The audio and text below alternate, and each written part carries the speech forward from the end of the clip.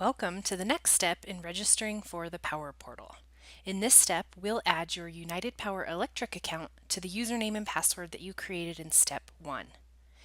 If this is your first time logging in, you should be directed to the Utility Accounts page. But if you're not automatically directed to this page, or you would like to go back to add another account at a later date, you can find the Utility Accounts page by clicking on My Profile and then clicking on the Utility Accounts tab.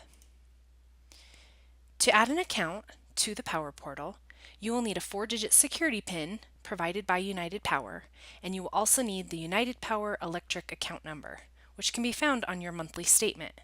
You will only need this information once for this registration step. After you've added the account, your energy use information will be accessible by using your unique username and password. So to add an account to your user profile, first you'll enter your 4-digit PIN obtained from United Power and the account number that you can find on your monthly statement. Click Add Account. You will immediately see your account listed here under Consumer Account Number. Follow the same steps to add any additional accounts that you may manage. You're now ready to view your energy use in the Power Portal by clicking on the My Consumption Data screen.